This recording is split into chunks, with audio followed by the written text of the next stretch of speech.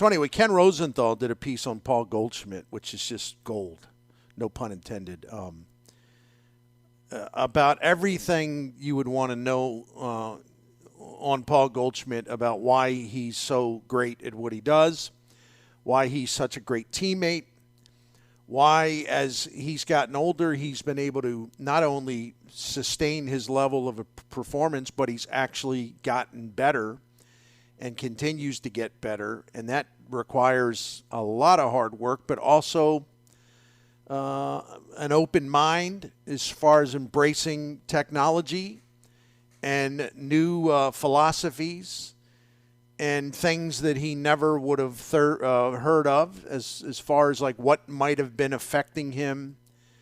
Like his final year at Arizona, his stats went down. His first year in St. Louis, his stats weren't what he wanted. And he's always been able to like be his own swing mechanic. He's got an incredible self-awareness about what's not working and what he has to do to, make it better, to get it back in place. And he was perplexed about why he couldn't do that at some point. Maybe it was that 2019 season when his numbers were good, but it was not a vintage, it was not a classic Goldschmidt season. So one of the things he figured out was his body alignment was off. And it was more of a thing that had to do with whether, how all the muscles are connected and where the power of his strength came from and what was off and what needed to be toughened up or strengthened up. And not only that, are his hips aligned? Does he have enough mobility? And I know this will be really, really stunning for, many of you to believe, but one of the people that he credits in there is Jeff Albert. No. You mean the guy that ruined Paul DeYoung? Sarcasm. So, everything is on the table for Goldie and everything. He's a perfectionist, yet he's a very nice guy. And the one thing I loved about that story, because I'm always fascinated by how people sustain this high level of performance when everyone's in effect expecting them to be in the decline phase. And the one thing in there is what I thought was really cool that I didn't know. I mean, I sensed he had a lot of impact with his teammates, but he has really evolved into a team leader. And he differs in that he didn't think it was his place to come in and sort of become the team leader, not with Adam Wainwright, not with Yadier Molina, and now Albert Pujols. But he's found his own way to have a voice in the clubhouse, and it's a very, very important voice, especially with the young players. And reading in that, it was really nice to know, he really holds them accountable.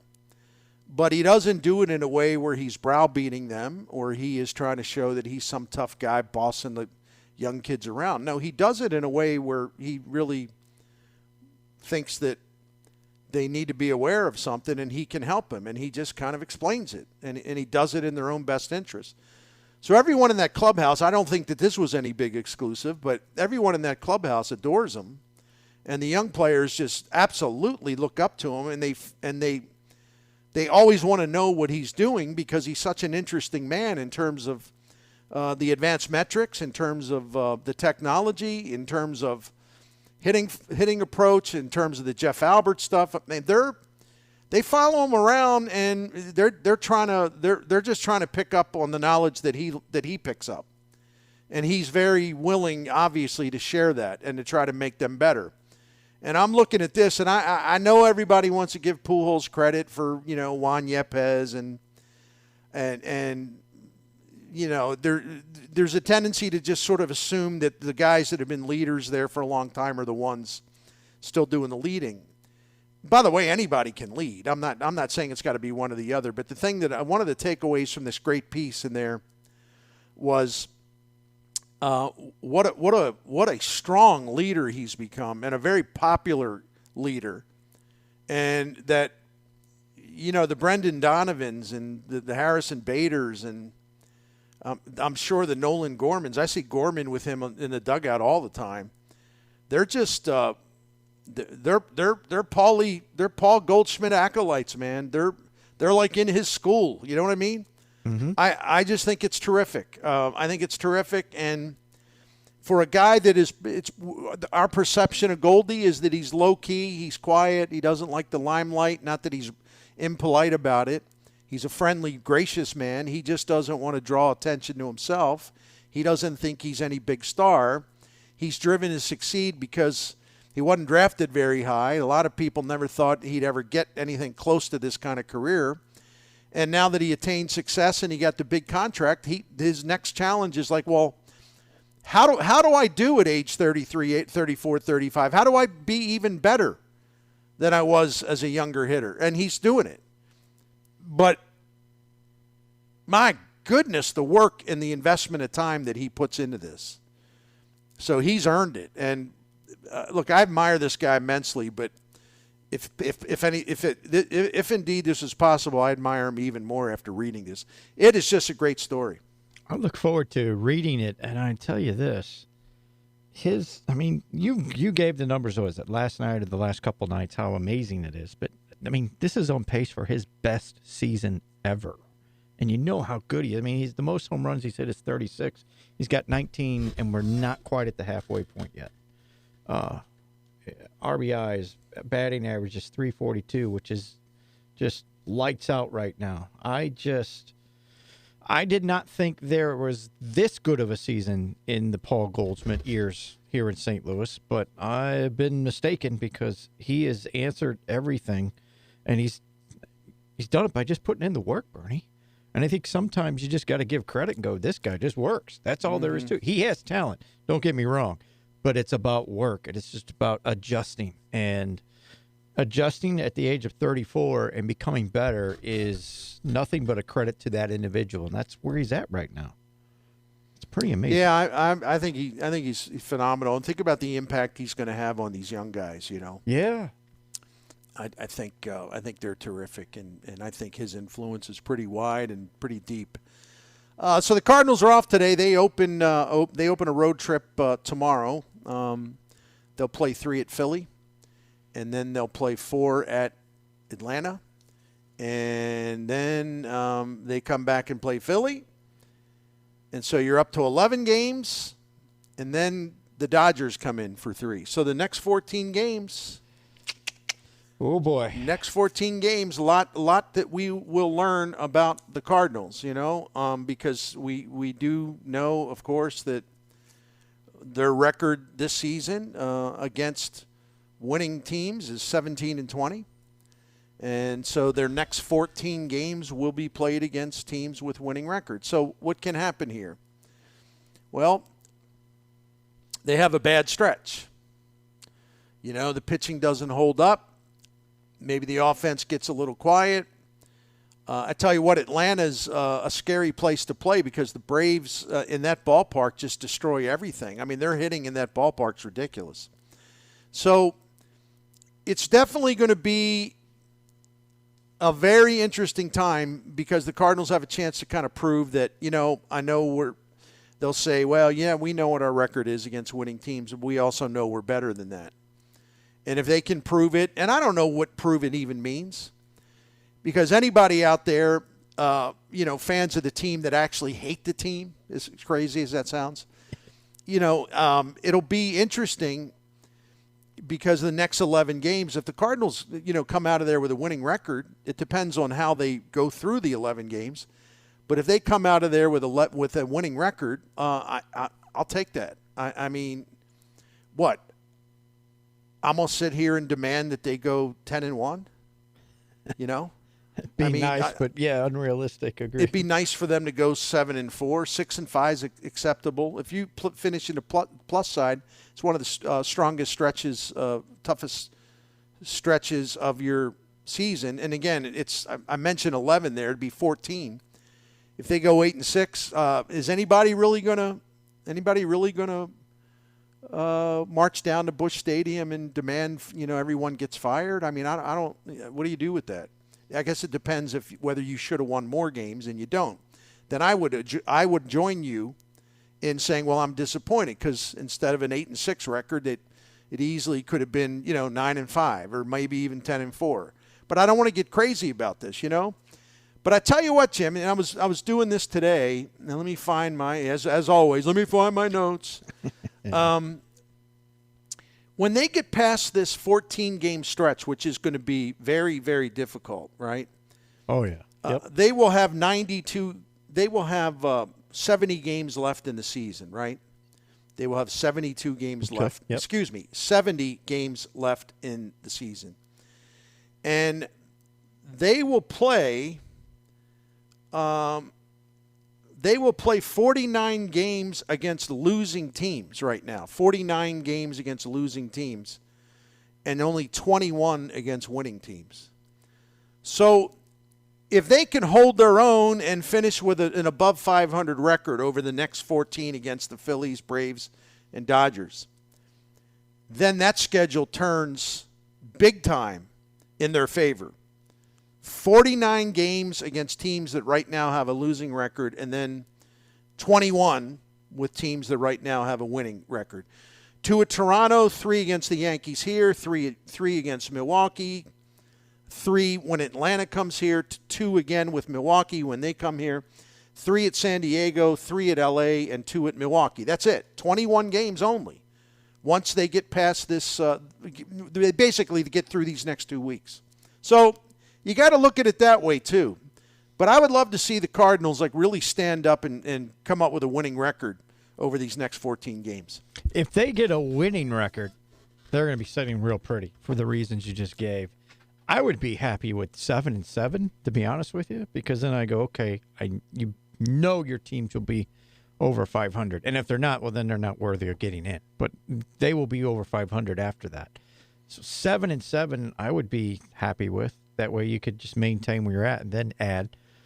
But anything better than that, I think this team's sitting much better than I would have thought at this point in the season, if they get above 500 through this next 14. And does that take them through the All-Star break, or is that just after? I don't have it in front of me.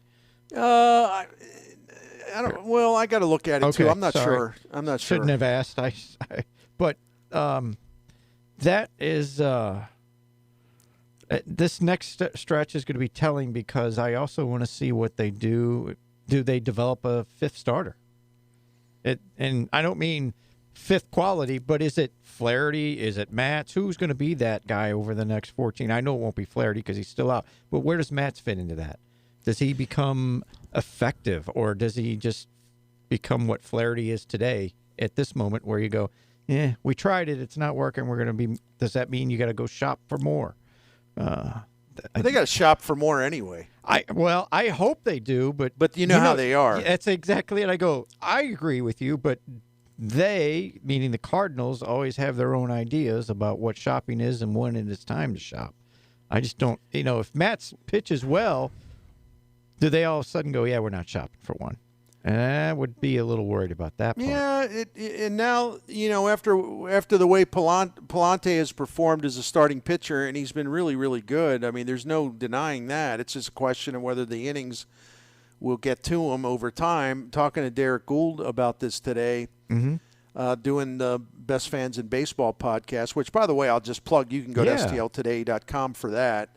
It was our 10-year anniversary of starting that podcast, so Derek thought it was appropriate to have me on, and we had a good time. But anyway, we were talking about this, and I mentioned this early in the show, with Palante embracing the idea of, look, it isn't just a matter of if I give him 5 innings and strike out 9 and, I don't walk but a couple and, I turn it over to the bullpen, I've done a great job, He's like, no, that's not what this is about. This is about giving your team innings and giving your team quality over those innings and being smart enough to be efficient so you can go 6, 7 innings. He went 7 last night, which means getting ground balls, which means making sure you get outs on the ground and you're not trying to strike out everybody. I mean, very, very self-aware and mature for someone that young who's a rookie. So he's earning more credibility through each start. And I'm not as I wasn't writing him off anyway. I just have some concerns about stamina over time.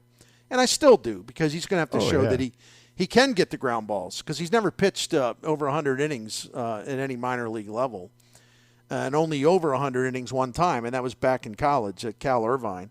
So, but I feel better about him, and then it does come to Matz. To your question, so the Cardinals, again, they 3 at Philly, 4 at Atlanta. Philadelphia's here for 4.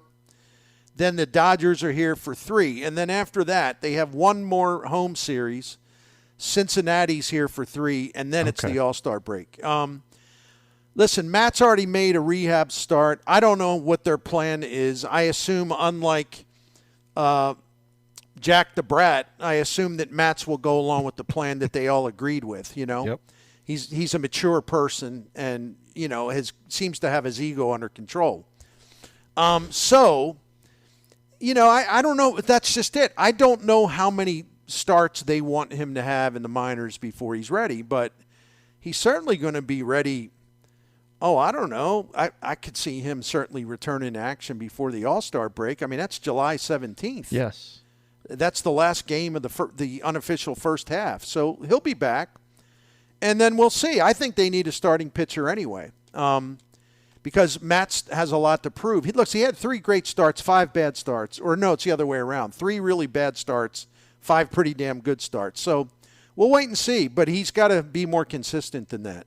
And he's got to stay healthy. But again, I think it seems to me I have confidence that they at least got a handle on it. You know, that when they say he's on a good track, that he really is. And he was. I mean, his first outing went fine. He didn't have any discomfort. He didn't have any pain. I think he tells the truth. He tells the truth because right away when his shoulder kind of froze up on him at Pittsburgh, he let him know right away. He didn't do anything stupid and try to stay in there or only make it worse. You know, he knew. It's like, well, I got to be careful here. We got a long season. And so I think he's more mature and he's more intelligent than some other people on that staff, Jack Flaherty. And I think that I feel better about him coming back and doing it the right way. So we'll see. But no, but then after that, what do you got? Lipitor? Yeah, this organization will tell you, well, we're going to give Lipitor a shot. Like, well, they are. I get that, but I don't know that I'm overly excited about that part. In terms, because look, Bernie, I think this team is real close to being able to really make a serious contention with the upper clubs in the National League if they get one more good quality starter. Because things seem to be coming through with the offense, as long as they can keep them healthy, and the bullpen with the 3 guys showing some positivity in Fernandez, Thompson, and Oviedo on the back end there as being those bridge relievers. They're starting to gain some traction. If they can get those things going, you get them one good starter that you know you can count on, they got a legitimate chance at making a run at teams. Because I like the offense when it's healthy. Yeah. You know, Carlson, 2 more RBIs last night. Yeah. He's good at bats against one of the best pitchers in baseball. Yepes got hits against him. So I like it when it's not healthy. I mean, it's been good even without O'Neill in there. Point. You know, so they I'll tell you something about the rotation is that, and this surprises me, because you didn't have Flaherty, and actually we're all buffoons for thinking you could count on that in retrospect. Yeah, me too. I agree with that. So, and then you lost Matz, who was the only notable free agent you signed, and then you're using a couple of rookies, and you're doing the.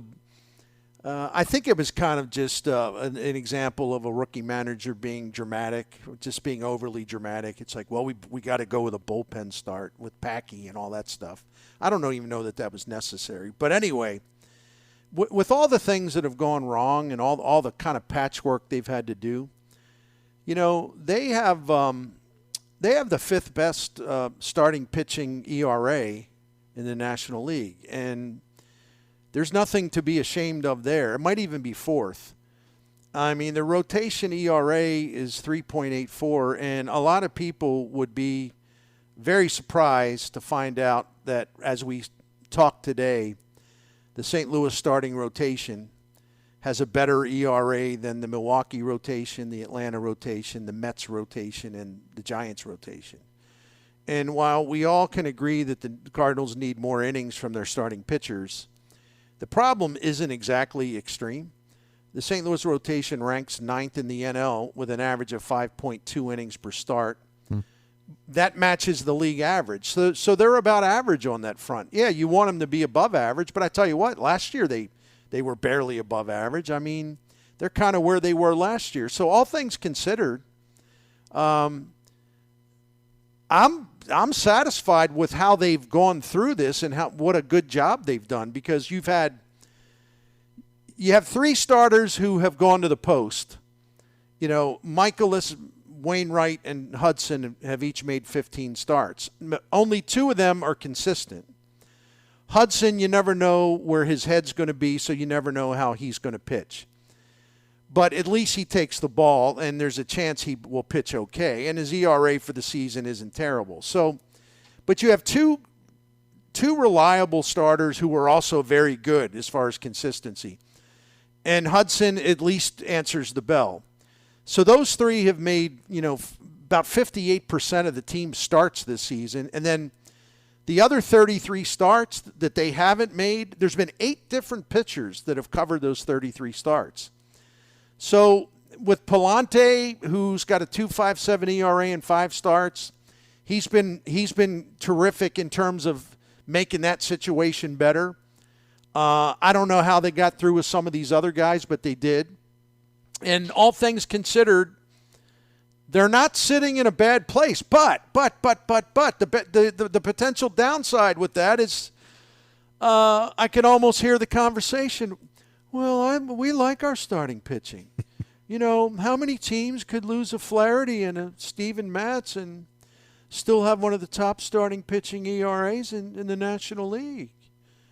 I like what we have. See, that's they didn't react when they had an actual emergency last year. So here's what's funny about it. It's not funny, but last year they had that thing last June was just an absolute. It was a dumpster fire and a tire fire and an abandoned factory fire. It was all rolled into one, right? And that did not propel them or compel them to go out and make a big trade for a pitcher, right? Right. So think about it this year.